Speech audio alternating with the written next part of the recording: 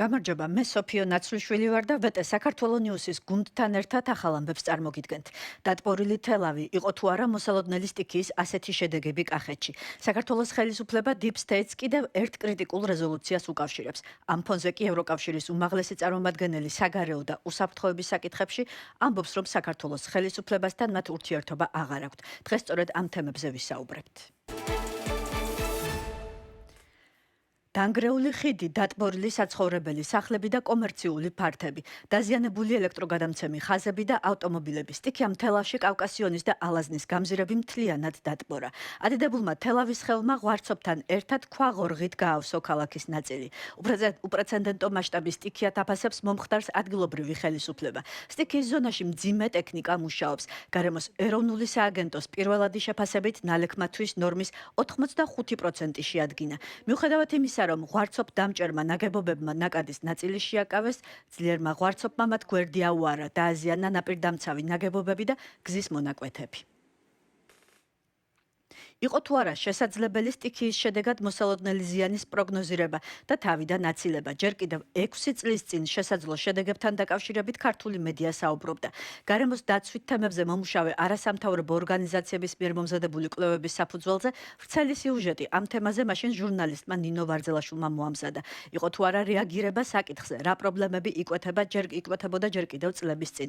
ამის შესახებ სწორედ მასთან ვისაუბრებთ. გამარჯობა ნინო, თელაველებს ნაღმზეს ძინავთ. ასე აფასებდი სიუჟეტში იმ მდგომარეობას, რაც მდინარე თელავის ხევზე ჯერ კიდევ 6 წლის წინ იყო. ამ სიუჟეტში დამბებთან დაკავშირებულ პრობლემებზე იყო საუბარი. დღეს გარემოს დაცვის ეროვნული სააგენტოს პირველად შეფასებაში სწორედ ეს პრობლემა გამოიკვეთა, რაზეც შენ სიუჟეტშიც საუბრობდი. უფრო დეტალურად ხომ ვერ მოგვიყვები ამ პრობლემებზე? ეს არ იყო ჩემი შეფასება, როდესაც თქვი, რომ თელაველებს ნაღმზე ეძინათ, რადგან მაშინ სენი ამბობდა ამას, კავკასიის გარემოს დაცვითი ორგანიზაცია, რომელმაც ჩაატარა ეს კვლევა და ანგარიშიდან, რომელიც ფოთაშორის მე გავუგზავნე მერე გარემოს დაცვისა და ინფრასტრუქტურის სამინისტროებს, თუმცა მათგან ჩვენ რეაგირება და პასუხი 6 წლის წინ არ მიგვიღია, რაც ახლა თქვი, ეს მოხდა უკვე პირველად დასკვნაში. საუბარი იყო, რომ მოძველებული დამბები, რომელიც აშენებული იყო 70-იანი წლების ბოლოს, 80-იანი წლების დასაწყისში იმ სტიქიური უბედურების შემდეგ, რაც მოხდა თელავში, მათ სჭირდებოდა რეაბილიტაცია და ადგილობრივი მუნიციპალიტეტი და ცენტრალური ბიუჯეტი არ აკეთებდა არაფერს იმისთვის, რომ ეს დამბები გაერემონტებინათ. ასე რომ ვთქვათ, როგორც ვიცი, ცოტა ხნის წინ, ან რამდენიმე წლის წინ, ბოლო 6 წლის მანძილზე ამ დამბები გაწმინდეს, თუმცა მათი შეკეთება არ მომხდარა და პლუს ამას პრობლემა იყო ის, რომ იცვლება, რა თქმა უნდა, გარემო, მათ შორის თელავშიც, ისევე როგორც მთელ მსოფლიოში, აშენდა ძალიან ვიწრო ხეობაში, ძალიან ბევრი მშენებლობა, იქ არის კომერციული ფართები, რომელიც ავიწროებდა კიდევ უფრო მეტად მდინარის კალაპოტს და ამ კომერციულ ფართებს ზუსტად გუშინ გამოეთხარათ საძირკველი და წყლით იყო დატბორილი, ნახეთ კიდევაც კადრებში ეს სურათი. ნინო, შენ უკვე ახსენე რეაგირება, უფრო დეტალურად რომ მოგვიყვა, იყვნენ თუ არა ინფორმირებული შესაბამისი სტრუქტურები და ადგილობრივი ხელისუფლება, რას ამბობდნენ მაშინ ისინი ამ პრობლემაზე? ჩვენ როდესაც ჩავედით თელავში 2020 წელს, მაშინ მე დავუკავშირდი თელავის მერს, თუმცა თელავის მერი მაშინ მე არ შემხვდა, გითხრეს რომ არ ეცალა. ალტერნატივის სახით ვცადეთ რომ დავკავშირებოდი თელავის მერის მოადგილეს, ანუ მუნიციპალურ სამსახურში, მუნიციპალიტეტში, ვისთვისაც კი შეიძლებოდა პასუხი მოგვეთხოვა და ისაც არ შეხვდა, გითხრა რომ რაღაც ობიექტზე იყო წასული, თუმცა როდის დაბრუნდა, ან დაბრუნდებოდა თუ არა საერთოდ იმ დღეს ან შემდეგ დღეებში, ეს პასუხები ჩვენ არ მეგვიღია, თუმცა ჩვენ ინფორმაცია რა თქმა უნდა მივაწოდეთ, რომ ეს იყო პრობლემური, სენი წერდა ამას და გვჭირდებოდა საპასუხო კომენტარი მათგან, რაც მაშინ თელავის მუნიციპალიტეტს არ გაუკეთებდა. რაც შეეხება ცენტრალურ ხელისუფლებას, როგორც უკვე აღვნიშნე, მე პირადად მივაწოდე სენის დასკვნა, როგორც გარემოს დაცვის სამინისტროს, ასევე ინფრასტრუქტურის სამინისტროს. უბრალოდ ეს იყო მხოლოდ გაგზავნილი მიმოწერა, პასუხი მათგან არ მიმიღია და დარჩა მხოლოდ გაგზავნილი მიმოწერა, რადგან ხელისუფლების წარმომადგენლებისგან ჩვენ უკვე კავშირი არ დაგვბრუნებია. ნინო, შეიძლება თუ არა განვიხილოთ ეს ისტორია, რაც შენ მოყევი, როგორც მაგალითი კრიტიკული მედიის მნიშვნელობისა ნებისმიერ საზოგადოებაში?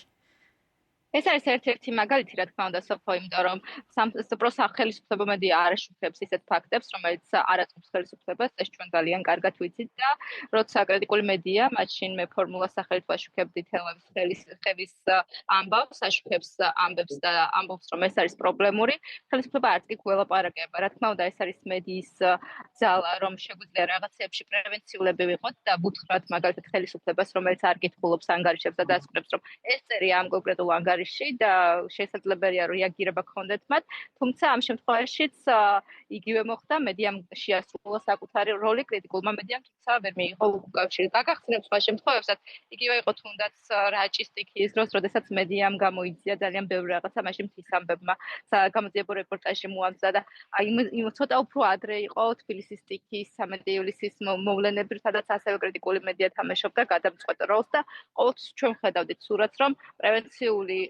პრევენცია ყოველთვის შეეძლო ხელისუფლებას, თუმცა თუნდაც თბილისის სტიქიის დროს, თუნდაც რაჭის სტიქიის დროს ეს ყველაფერი ეწერა დასკვნებში, ანგარიშებში, რომელიც როგორც ჩანს ან არ წაიკითხა ხელისუფლებამ, ან მათზე რეაგირება არ ჰქონდა. მადლობ ნინო თელავში. სტიქიის შემთხვევაში მოსალოდნელი საფრთხეებისა და სავარაუდო ზიანის შესახებ მომზადებულ მასალაზე და ხელისუფლების რეაგირებაზე ჩვენი ჟურნალისტი ნინო ვარძელაშვილი საუბრობდა.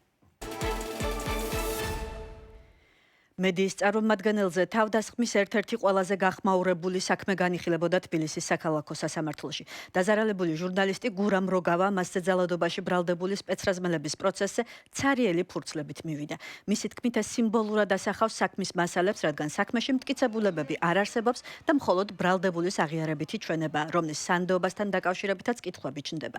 ჟურნალისტი დაზარალებული სტატუსის მიუხედავად სხდომაზე არ დაუშვეს, რადგან პროცესი დახურულად გამოცხადდა.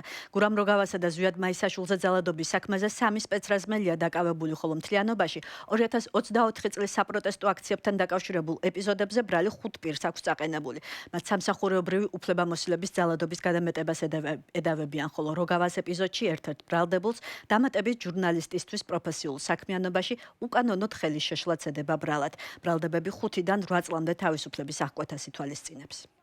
მოსამართლე თამარ მახარობლიძემ უარი მითხრა, რომ შევსულიყავი როგორც დაზარალებული სასამართლოს სხდომათა დარბაზში და დავსწრებოდი პროცესს, რომელიც ჩემს შესახებ არის. საბაბად განაცხადა, რომ საქმე დახურულია. ეს არის პროკურატურის მოთხოვნა, რომ საქმე დაიხუროს, საბაბად ასახელებენ სპეცრაზმელების უსაფრთხოებას, თითქოს მათი ვინაობა არ უნდა იყოს ცნობილი. ყველა სპეცრაზმელის ვინაობა უკვე ცნობილია. დღეს სასამართლოს სხდომათა დარბაზში ისხდნენ ადამიანები, რომელთა სახელები და გვარები თავად სასამართლომ თავის ოფიციალურ გვერდზე გამოდო. სია ჩამოწერა, რომ დღეს ამ სპეცრაზმელების სასამართლოები იმართება სახელებით და გვარებით. ეს არავისთვის არის საიდუმლო, ამაზე მომზადდა უკვე რეპორტაჟები, ამიტომ ეს საბაბი უკვე განეიტრალებულია, სხდომა უნდა გაიხსნას. ჩემი მოთხოვნაა, რომ სასამართლო პროცესი წარიმართოს საჯაროდ, მასზე დასწრება შეეძლოს ჟურნალისტებმა, რომ ყველამ ნახოს, როგორც ასაცილო მდგომარეობაში ჩაიგდო თავი პროკურატურამ. საქმეში არის ცარიელი ფურცლები, პირდაპირ მნიშვნელობით, არის მაკულატურა, რომელიც ნორმალურ ვითარებაში რაღაც კეთილშობილური მიზნებისთვის უნდა გადამუშავდეს და გამოიყენონ რამე სხვა საქმისთვის, ამ საქმისთვის ის ფურცლები, რაც საქმეშია, არ გამოდგება. ეს არის უშინაარსო ამბავი, მხოლოდ აღიარებითი ჩვენება და მე მაქვს ახლა მთავარი კითხვა.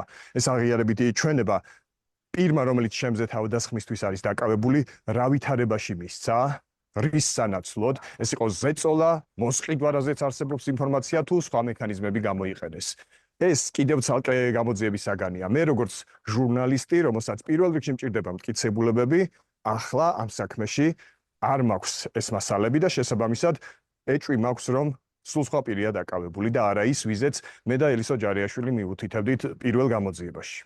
კრიტიკული მედიის დევნა ზეწოლა არასამთავრობო ორგანიზაციებზე ოპოზიციური პარტიების აკრძალვის მცდელობები. სწორედ ეს გახდა გასულ კვირას ჰააგის დეკლარაციაში კრიტიკული ჩანაწერის მიზეზი, რომელსაც დღეს ირაკლი კობახიძე გამოეხმაურა. ევროპარლამენტის, ევროკომისიის, შეერთებული შტატების სახელმწიფო დეპარტამენტის, USAID-ის, ევროპული ქვეყნების მთავრობების, დიპლომატებისა და ელჩების, არასამთავრობო ორგანიზაციების, დამოუკიდებელი მედიის შემდეგ Deep State-თან კავშირში პრემიერმა ამჯერად ელთო დაადანაშაულა. მისი თქმით, ევროპული ინსტიტუტები მათ შორის ევთო ჩართული არიან საქართველოში ხელისუფლების შეცვლის პროცესში და ცდილობენ ზეწოლითა და სანქციებით ქვეყანა Deep State-ის მორჩილი აგენტურით ჩაანაცვლონ ხელისუფლება. კობახიძის განცხადებით საქართველოსა და ევთოს საპარლამენტო ასამბლეას შორის ურთიერთობის გაგრძელება თავად ორგანიზაციის ნაბიჯებზე იქნება შემდგომში დამოკიდებული. არაფორმალური ოლიგარქიული გავლენებით მოქმედი სხვა ევროპული ინსტიტუტების გავსად უკვე ევთოც ღიად ჩართეს პროცესში, რომლის მიზანი უსამართლო და სამარცხვინო ბრალდებებით, სანქციებით და ზეწოლის თუ შანტაჟის სხვა ბერკეტების გამოყენებით საქართველოში ხელისუფლების შეცვლა და Deep State-ის მორჩილი აგენტურით მისი ჩანაცვლება. მინდა ასევე შეგახსენოთ ამერიკის მოქმედი პრეზიდენტის დონალდ ტრამპისა და ბრიტანეთის ყოფილი პრემიერ-მინისტრის ლის ტრასის გამონათქვამები, ან ჩვენ გავანადგურებთ Deep State-ს, ან Deep State-ი განადგურებს ამერიკას. ჩვენ გვსურს ბრიტანული Deep State-ის ჩამოშლა, რომელიც ამერიკულზე უფრო ძველი და ფესვგადგმულია. ტრამპისა და ტრასის სკანდალური განცხადებები, აგრეთვე სხვა პოლიტიკური ლიდერებისა და ანალიტიკოსების საჯარო გამოსვლები, არაფორმალური ოლიგარქიული გავლენებისა და კორპორაციული მმართველობის საფრთხის შესახებ, Deep State-ის არსებობისა და მისი გავლენის უტყუარობის შესახებ ყველა კითხვის ნიშანს აკარწყლებს. რაზე მეტყველებს ქართული ოცნების რეაქცია რეზოლუციის მიღებიდან 1 კვირის შემდეგ. როგორ აფასებს პროცესს სამოქალაქო საზოგადოება. გიორგი ბურჯანაძის ომბუდსმენის ყოფილი მოადგილის თქმით, პოლიტიკური ჯგუფები დასავლეთში თანხმდებიან იმაზე, რომ საქართველოში ყველაფერი ავტოკრატიისკენ მიდის. რეზოლუციებზე როცა საუბრობენ, ხშირად ამბობენ, რომ თითქოს ეს არ აინტერესებს ქართულ ოცნებას, ამბობენ, რომ ჩალისფასი აქვს, მაგრამ მე ყოველთვის ვამბობ, რომ მათი რეაქციები მათი პრეს-რელიზები, პრეს-კონფერენციები არის დასტური იმის, თუ როგორი მტკივნეულია ეს მათთვის ყველანაირად. ჩვენ ვნახეთ კავშირის რეზოლუცია, ჩვენ ვნახეთ ევროსაბჭოს საპარლამენტო ასამბლეის რეზოლუცია, ჩვენ ვნახეთ ევთოს საპარლამენტო ასამბლეის რეზოლუცია, ეს ბოლო ერთ თვეში რაც იყო, ყველგან არის მწვავე შეფასებები, ყველგან არის მკაფიო მითითებები იმის შესახებ, რომ საქართველოში ყველაფერი მიდის ავტორიტარიზმისკენ, საქართველოს აქვს უდიდესი გამოწვევები, მასობრივი ადამიანის უფლებების დარღვევები და ესეთი რეზოლუციები, მარტივად რო შევადაროთ მაგალითად ევთოს რეზოლუცია, საქართველო და ბელორუსი არის არაერთგზის ერთგან ნახსენები, ერთ კონტექსტში, ერთ რეგიონში, ერთ ესე ვთქვათ ლიგაში არიან ეს ორი ქვეყანა მოხვედრილი სამწუხაროდ, რაც ადასტურებს იმას, თუ როგორ ხედავს ევროპა საქართველოს, ეს არის დასტური იმის, რომ პოლიტიკური ჯგუფები ევროპაში თანხმდებიან იმის შესახებ, რომ საქართველოში ყველაფერი არის ძალიან ცუდად, ავტოკრატიისკენ მიდის ყველაფერი, დემოკრატია განადგურების გზას ადგას და ერთპარტიული დიქტატორისკენ არის რეალურად არაერთი ნაბიჯი გადადგმული. ევროკავშირს საქართველოს მთავრობასთან ურთიერთობა ფაქტობრივად აღარ აქვს და მისი მხარდაჭერა არ სურს. ევროკავშირის უმაღლესმა წარმომადგენელმა საგარეო და უსაფრთხოების საკითხებში კაია კალასმა ევროსკოპის კითხვას უპასუხა. კაია კალასის თქმით, ბრიუსელი აძლიერებს მხარდაჭერას ქართველი ხალხისთვის, რათა მათ ევროპული პერსპექტივის იმედი არ დაკარგონ. კალასმა ეს განცხადება ევროკავშირის საგარეო საქმეთა მინისტრების საბჭოს ხდომის დაწყებამდე გააკეთა, სადაც ერთ-ერთი მთავარი განსახილველი თემა შავი ზღვის უსაფრთხოება იყო. ქართველი ხალხის დემოკრატიული არჩევანის უგულუებელყოფად შეაფასეს კაია კალასის განცხადება მაკა ბოჭორაშვილმა და შალვა პაპუაშვილმა. საგარეო საქმეთა მინისტრი და პარლამენტის სპიკერი თვლიან, რომ მსგავსი განცხადებებით ჩანს, რომ პატივს არ სცემენ ქართველი ამომრჩევლის გადაწყვეტილებას. შავი ზღვის სტრატეგიის განხორციელებაზე მუშაობს და, რა თქმა უნდა, შავი ზღვის აუზის ქვეყნები პროექტის მნიშვნელოვანი ნაწილია. ახლა ნამდვილად გვაქვს სირთულეები საქართველოს მთავრობასთან და არ გვაქვს მათთან კომუნიკაცია. ჩვენ არ ვუჭერთ მხარს საქართველოს მთავრობას. ჩვენ ვდგავართ ქართველი ხალხის გვერდით. მაგრამ ჩვენ ვაგრძელებთ მუშაობას, რომ მივიღოთ გადაწყვეტილებები, რომლებიც ქართველ ხალხს არ დააკარგინებს ევროპის იმედს. როცა ქართული ოცნება ღიად აგრძელებს ევროკავშირის კრიტიკას, რის გამოც ბრიუსელი განგრძობითად აცხადებს, რომ საქართველოში მოქალაქეებს უჭერს მხარს და არა ხელისუფლებას, ბათუმში ევროპის დღე აღინიშნა. ჩემი ევროპა, ჩემი მომავალი. ამ გზავნილის ფონზე ევროკავშირის ელჩმა პაվել ჰერჩინსკიმ მოსახლეობას კიდევ ერთხელ შეახსენა, რომ ქვეყნები, რომლებიც საერთო წესებს იზიარებენ, ევროინტეგრაციის გზაზე წინ მიდიან, თუმცა მათ შორის სამწუხაროდ აღარ არის საქართველო. მიუხედავად მართველი გუნდის მიერ მიღებული რეპრესიული კანონებისა და შეზღუდვებისა, პარტნიორები ქართველი ხალხის ბიზნესის და თემების მხარდაჭერას მაინც აგრძელებენ. როგორ აღნიშნეს ევროპის დღე ბათუმში და რა გზავნილები გააჟღერეს დიპლომატებმა, ნახეთ სალომე ბოკუჩავას რეპორტაჟში ბათუმიდან. ევროკავშირის წარმომადგენლობამ საქართველოში ევროპის დღე აღნიშნა. ამჯერად ადამიანებს, ვისაც დასავლეთთან ინტეგრაცია და მეგობრობა სურთ, მას სპინძელმა კარი ბათუმში სასტუმრო ჰილტონში გაუღო. უკვე მეორე წელია დავდივართ ევროპის დღის აღსანიშნავად და მართლა ძალიან მოგწონს. სამწუხაროდ ეს რეალობა დაგვიდგა, რომ ვერ ვახერხებთ ისე აქტიურად სხვადასხვა პროექტების განხორციელებას, როგორც ადრე და ეს ერთი დღე წელიწადში თითქოს ამ დანაკლისის შევსების შესაძლებლობაა ჩემთვის. ევროპის დღეზე დასწრება ყველასთვის თავისუფალი იყო, თუმცა საქართველოს მთავრობის წევრები ღონისძიებაზე არც ბათუმში მივიდნენ. ღონისძიებაზე წარმოდგენილი იყო ევროკავშირის წევრი სახელმწიფოების სტენდები, სადაც ქვეყნებმა საკუთარი კულტურა და ისტორია მოსულ სტუმრებს გააცნეს. ევროკავშირის წევრი ქვეყნების გარდა ღონისძიებაში მონაწილეობდნენ იმ პროექტის ავტორები, რომლებსაც შეზღუდული შესაძლებლობების მიუხედავად ევროკავშირი დღემდე აფინანსებს. ვართ საქართველოს მწვანე მომავლისთვის ამ პროექტის ნაწილი. ევროკავშირი ამ მიმართულებით გვეხმარება, რეალურად ვაკეთებთ საერთო პროექტს, სადაც ახალგაზრდების და მოზარდების განათლებაზე ვზრუნავთ. პროექტები, რა თქმა უნდა, შემცირებულია, რა თქმა უნდა, რეგულაციები ძალიან გართულებული არის, თუმცა მართლა ყველანაირ გზას ცდილობენ, რომ რაღაცნაირად დაეხმარონ, აი თუნდაც მცირედით პატარა ბიზნესებს. ჩვენი სტენდი შეეხება ქართულ ხალხს.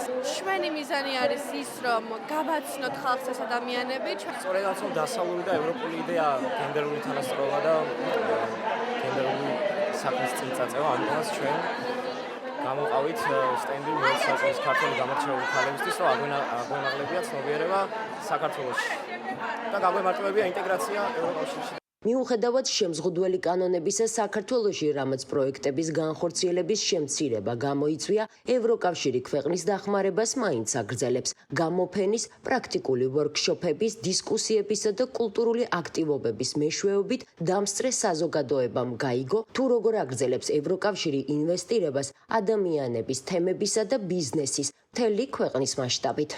რუსული კანონი არსებობს, რომელიც ადამიანის აგენტებად აცხადებს და ამის გამო ბევრმა თავი შეიკავა პროექტებში მონაწილეობაზე. დახმარების ნება არ შემცირდა, მაგრამ აღსრულება ბევრად უფრო შემცირებული არის. კავშირი ნიშნავს კეთილდღეობას, ნიშნავს წესიერ განათლებას, ნიშნავს ჯანმრთელ გარემოს და ასე შემდეგ.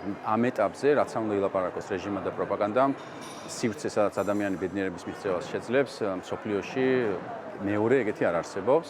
ჩემი ევროპა, ჩემი მომავალია. ბათუმში გამართული ევროპის დღის მიზანია წარმოაჩინოს ევროკავშირისა და საქართველოს შორის არსებული 30 წელზე მეტი ხნის პარტნიორობა. ღონისძიებაზე მისულ სტუმრებს ევროკავშირის ელჩმა სიტყვით მიმართა. ელჩის თქმით, ქვეყნები, რომლებიც საერთო წესებს იზიარებენ ევროკავშირში გაწევრიანების გზაზე, წინ და წინ მიდიან, მაგრამ მათ შორის არ არის საქართველო. ქვეყნები, რომლებიც საერთო წესებს იზიარებენ ევროკავშირში გაწევრიანების გზაზე წინ და წინ მიდიან. დასანანია, რომ საქართველო მათ შორის არ არის. ჩვენ არ ვკარგავთ იმედს, რომ ეს დროებითია. ევროკავშირის მხარდაჭერა საქართველოს მიმართ უცვლელია. ამავდროულად უცვლელია ჩვენი წესებიც. ევროპის დღე ბათუმში ცოცხალი მუსიკის კონცერტით დასრულდა. ევროკავშირის წარმომადგენლობა საქართველოში მომავალ შეკრებას კახეთში გეგმავს. დღეისთვის სულ ეს იყო. გახსოვდეთ, ჩვენ აქ ვართ ფაქტების სადარაჯოზე და გთავაზობთ თავისუფალ სიტყვას ინფორმირებული არჩევანისთვის.